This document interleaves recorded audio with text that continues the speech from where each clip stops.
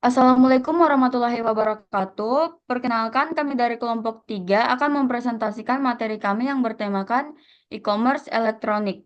Sebelum masuk ke materi, izinkan saya dan rekan-rekan saya untuk memperkenalkan diri terlebih dahulu.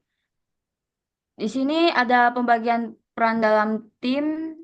Yang pertama di sini ada pembuatan database yang dibuat oleh Thomas, Uyun Romdia, dan Saswana. Terus ada LRS dan IRD yang dibuat oleh Zidan dan Tarisa. Terus normalisasi dibuat oleh Febri, Veronica, dan Parsha. Terus di sini juga ada PPT dan laporan yang dibuat oleh Parsha juga dan ada Jasmine sama Zasmina. Oke, kita bisa lanjut aja ke materi pertama. Di sini di materi pertama ada entity EIRD sama LRS yang akan dijelaskan oleh Tarisa. Dipersilakan untuk Tarisa. Baik, terima kasih Sasa. Di sini saya akan menjelaskan tentang IRD dan LRS ya. IRD atau Entity Relationship Diagram adalah diagram yang menggambarkan hubungan antar entitas dalam sebuah sistem basis data. Nah, LRS sendiri adalah struktur logis data yang menggambarkan susunan record dan fields dalam sebuah tabel atau file di dalam sistem basis data.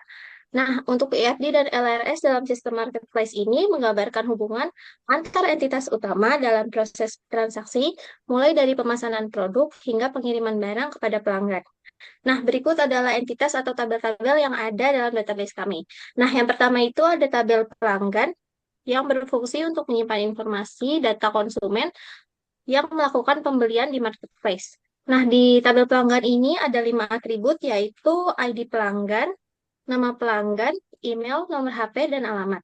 Nah, di tabel ini memiliki primary key, yaitu ID pelanggan.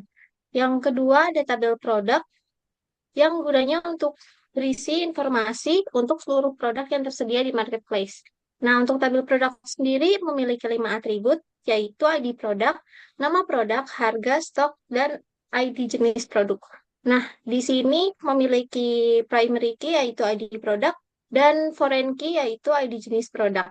Yaitu selanjutnya adalah tabel jenis produk yang berguna untuk menyimpan kategori atau jenis dari produk yang ada di marketplace.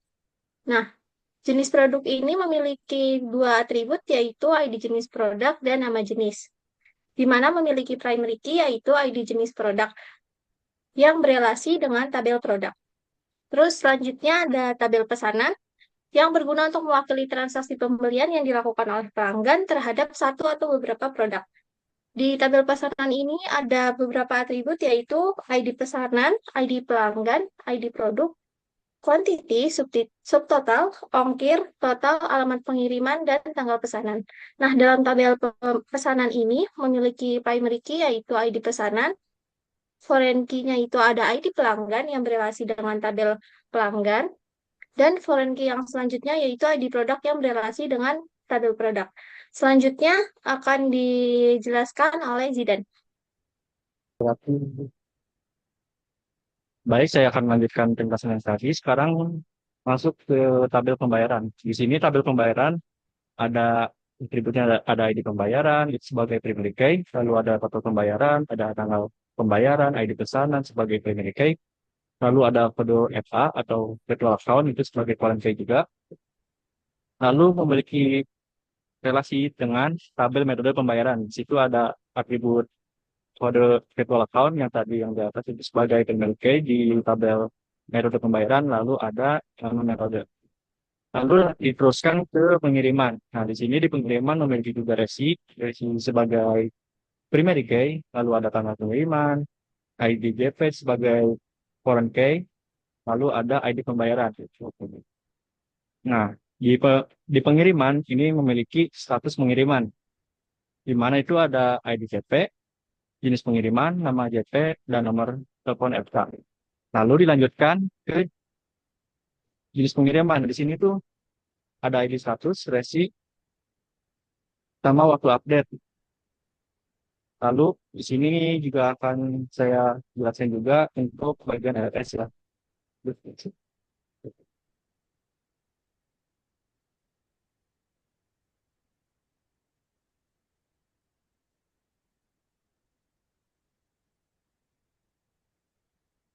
Sini LLS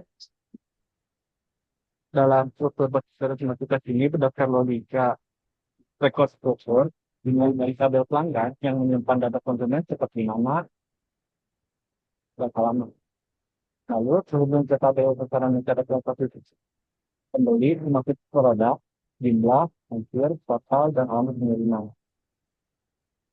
Produk yang dibeli berasal dari produk yang dikategorikan melalui jenis produk. Selanjutnya, pesanan diproses dilanjutkan ke pembayaran yang mencatat total bayar dan tanggal bayar, serta metode pembayaran yang dicatat tabel. Metode pembayaran. Setelah pembayaran, barang yang dikirim dicatat dalam tabel pengiriman, termasuk unit ekspedisi yang diambil oleh tabel unit pengiriman, untuk memastikan transparansi proses pengiriman seperti dikirim atau diterima. Dengan fitur ini, sistem dapat mengelola seluruh proses jual beli secara lancar, mulai dari pemesanan hingga barang diterima oleh pelanggan.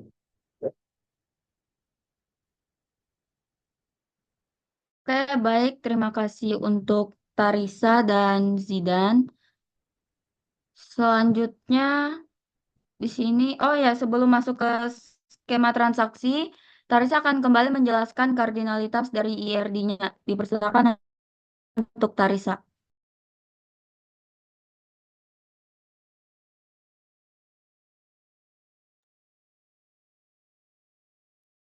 Baik, di sini aku akan menjelaskan kembali tentang kardinalitas, yaitu yang pertama tabel pelanggan berelasi dengan pesanan, yaitu kardinalitasnya itu one to many, karena satu pelanggan dapat membuat banyak pesanan. Selanjutnya yaitu tabel produk. Tabel produk itu berelasinya dengan tabel pesanan, yaitu satu produk bisa masuk banyak pesanan. Dan dari tabel produk ke jenis produk, yaitu dari many to one, yaitu banyak produk memiliki satu jenis produk. Yang selanjutnya yaitu tabel jenis produk yang berelasi dengan tabel produk, yang mana relasinya itu one to many, di mana satu jenis produk memiliki banyak produk. Yang selanjutnya yaitu tabel pesanan.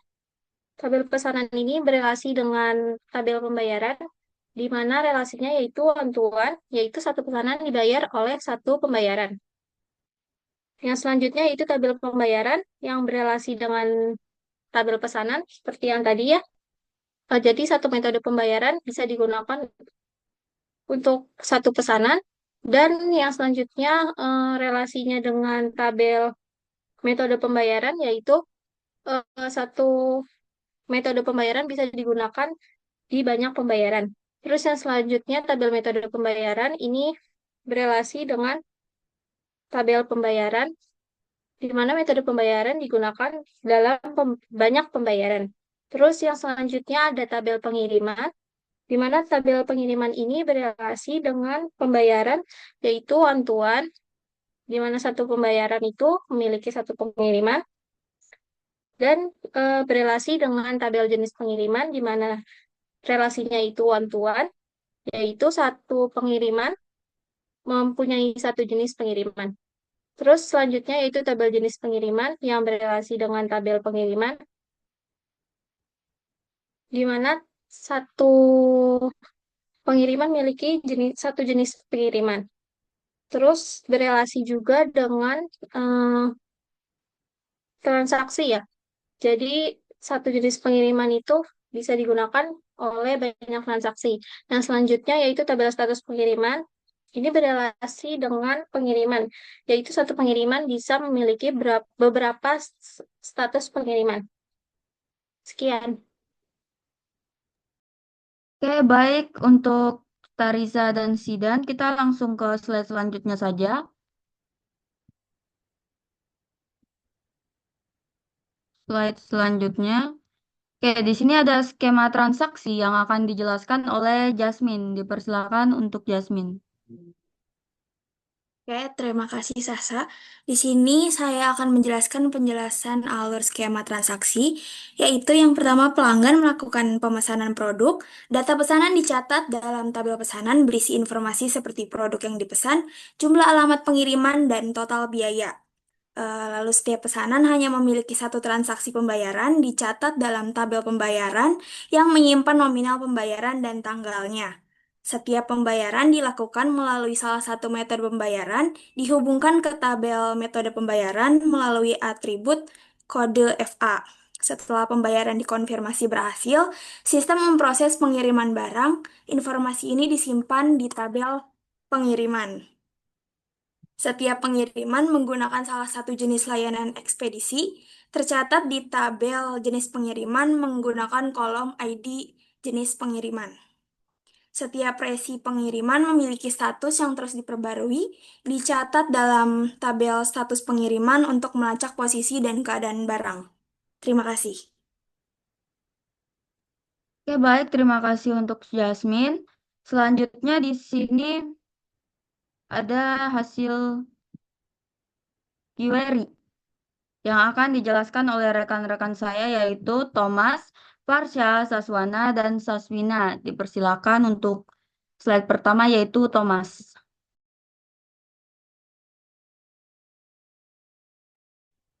Baik, saya akan menjelaskan tentang hasil query yang ada di slide pertama ini. Untuk di sini itu ada record ya, record dari tabel pelanggan, tabel jenis produk, dan juga tabel produk. Yang dimana tabel pelanggan ini memiliki record dari sebuah kolom dari 4 kolom, yakni kolom atau atribut yang pertama atau kolom yang pertama itu ID pelanggan, nama, alamat, nomor telepon. Dan untuk jenis produk, tabel jenis produk ini cukup ada 2 kolom atau 2 atribut, yakni ID jenis produk dan nama jenis. Jadi jenis produk ini adalah ibarat tema bagi si produk seperti itu. Dan untuk produk di sini ada 5 kolom atau 5 atribut, yakni kolom yang pertama atau atribut yang pertama itu ada ID produk, nama produk, harga, stok, ID jenis produk. Dan untuk tabel produk ini itu memiliki relasi dengan tabel jenis produk karena yang dimana seperti saya bilang tadi produk ini adalah sebuah isi dari tema di jenis produk seperti itu. Ibarat jenis produk ini tema dari si produk lah. Seperti itu kurang lebih. Oke, bisa dilanjut.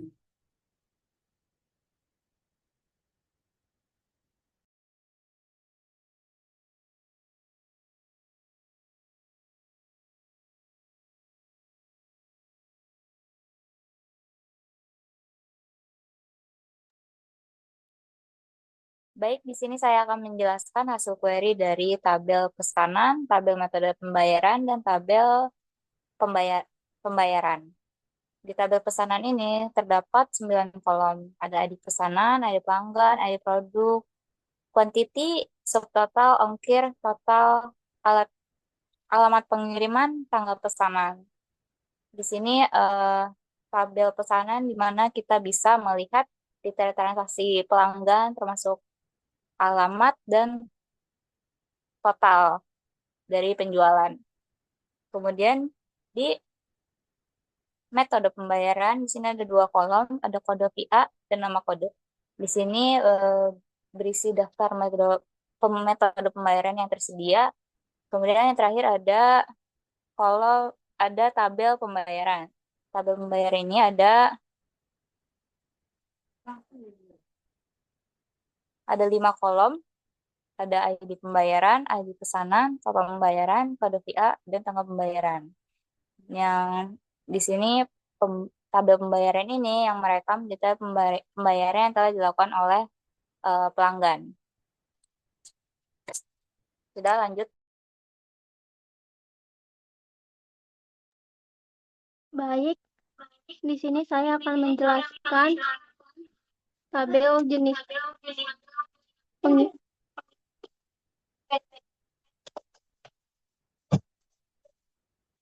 Di sini saya akan menjelaskan tabel jenis pengiriman dan tabel pengiriman. Yang pertama itu ada tabel jenis pengiriman. yang berisi yang menampilkan dua jenis pengiriman, reguler dan premium, beserta nama dan kontak yang terkait. Yang kedua itu menampilkan semua transaksi pengiriman, termasuk nomor resi, ID pembayaran, jenis pengiriman, dan tanggal.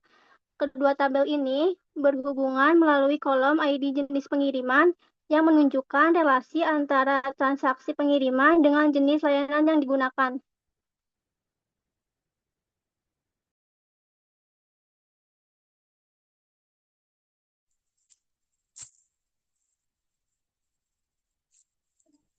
Masih I kah?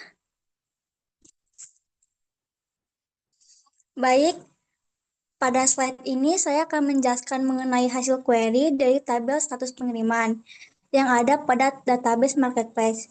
Query yang digunakan adalah select from status pengiriman. Dari hasil query ini ada 20 baris data dan masing-masing data berisi ID status. ID status ini kode unik dari status pengiriman. Kita bisa lihat ya, ID statusnya berbeda-beda. Jadi ini untuk menghindari duplikasi dan menjaga integrasi data. Lalu di sini ada nomor resi. Nomor resi ini untuk masing-masing pesanan. Nomor resi juga sama seperti ID status, nomor resinya berbeda-beda. Ini menunjukkan setiap pesanan itu memiliki identitasnya pengirimnya masing-masing. Lalu ada status. Status itu untuk melihat pesanan telah diterima, yang artinya semua pengiriman telah berhasil sampai ke pelanggan. Dan ada waktu update. Waktu update kita bisa melihat kapan terakhir pengiriman diperbarui. Pengiriman diperbarui tercatat pada bulan Juni 2024 pukul 8 pagi. Baik, baik, boleh dilanjutkan, Sasa? Oke, baik. Terima kasih untuk rekan-rekan saya. Selanjutnya kita akan masuk ke normalisasi yang akan dijelaskan oleh Zidan. Dipersilakan untuk Zidan. Baik, di sini saya akan melanjutkan buat menjelaskan normalisasi dari UNF sampai WNF. Di sini struktur data pada visual marketplace ini telah dinormalisasi hingga bentuk 3 atau 3NF. Pada tahap awal, yaitu WNF, data pelanggan, produk, pembayaran, dan pengiriman bisa tercampur dalam satu tabel besar yang menyebabkan redundancy. Kemudian, pada tahap NF1, semua data dipecah agar dapat setiap kolom hanya berisi satu nilai atomik. Lalu yang NF kedua,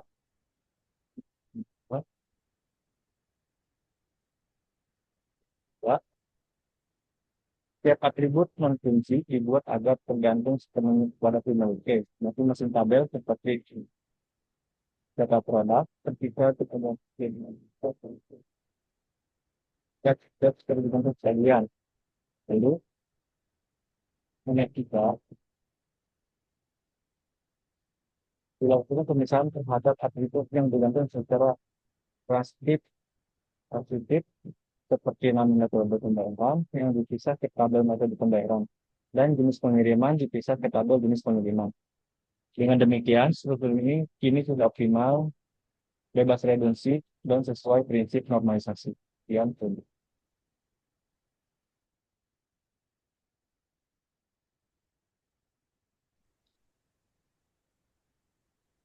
Oke, baik. Terima kasih untuk Zidan telah menjelaskan normalisasi. Selanjutnya kita masuk ke CMD yang akan dijalankan oleh Thomas. Dipersilakan untuk Thomas. Oke, baik di sini saya akan menjalankan program atau query untuk melihat gitu kan ya, melihat database atau isi tabel record dari database marketplace. Ya, di sini sudah diaktifkan ya database marketplace-nya dengan query use marketplace gitu kan. Maka di sini sudah langsung aktif gitu ya. MariaDB marketplace. Nah, di sini kita akan melihat dulu untuk eh, daftar tabelnya apa aja. Di dalam sini untuk daftar tabelnya itu ada jenis pengiriman, jenis produk, metode pembayaran, pelanggan, pembayaran, pengiriman, pesanan produk, status pengiriman. Nah, contoh kita mau menampilkan isi record dari tabel produk, semisal. Kita di sini pakai ini saja. Nah, otomatis di sini langsung muncul untuk select from produk ya, untuk isi record dari tabel produk. Nah, di sini kita contoh mau menampilkan juga untuk tabel pelanggan. Oke, ada yang salah. Oke, ternyata L-nya double.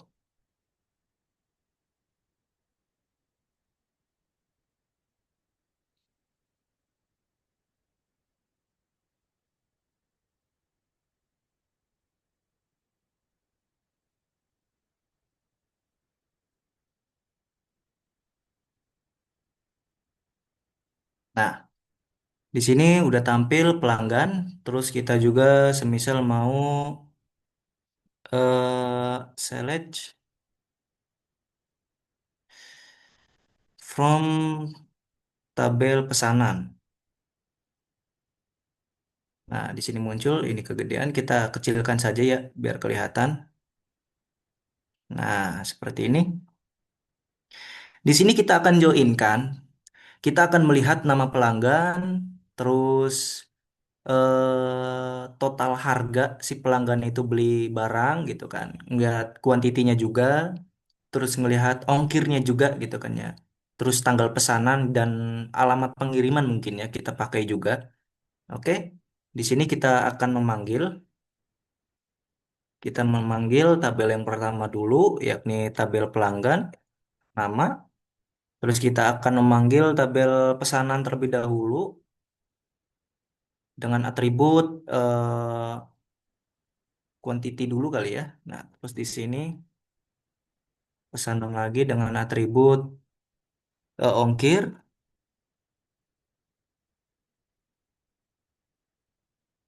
Terus kita akan ambil juga di sini pesanan total. Terus di sini kita panggil juga pesanan alamat alamat pengiriman ya. Oh, sorry sorry sorry salah. Pesanan alamat pengi- pengiriman pengiriman. Terus pesanan tanggal pesanan. Nah, terus di sini baru kita panggil tabel produk dengan atribut nama produk ya. Benar ya di sini nama produk. Soalnya kalau salah nanti bisa error. Nama produk. Oke, ini sudah benar semua. Oke. Ketika ini sudah benar semua, kita panggil from tabel pelanggan. Kita panggil tabel yang utama. Lalu kita joinkan di sini. Kita joinkan pesanan on pelanggan. Ketika ID pelanggan sebagai primary key. Terus baru di sini kita klik pesanan. Tabel pesanan ya. Kita panggil tabel pesanan dengan atribut ID pelanggan sebagai foreign key dari tabel pelanggan sebagai primary key. Di sini juga kita baru joinkan tabel produk ya.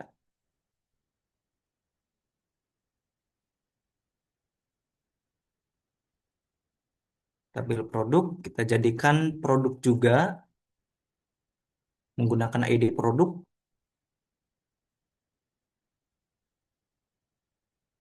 menggunakan ID produk sebagai primary key, dan di tabel pesanan di sini ada ID produk ya sebagai foreign key-nya. ID produk ya, bentar ya. Dan ketika kita tampilkan, maka ini akan menyatu ya dengan join, yakni kita mengetahui nama orang-orang ya atau user siapa saja gitu kan ya, yang membeli barang gitu kan, yang membeli barang atau membeli produk di marketplace kita, istilahnya seperti itu ya, dengan kuantitinya, yakni belinya dua misalnya gitu kan ya, ongkir 50.000, totalnya jadi sekian gitu kan ya. Ya, jadi sekian teman-teman ya. Terus alamat pengirimannya dan lain-lain seperti itu teman-teman. Oke, kurang lebih mungkin seperti itu. Bisa dilanjut?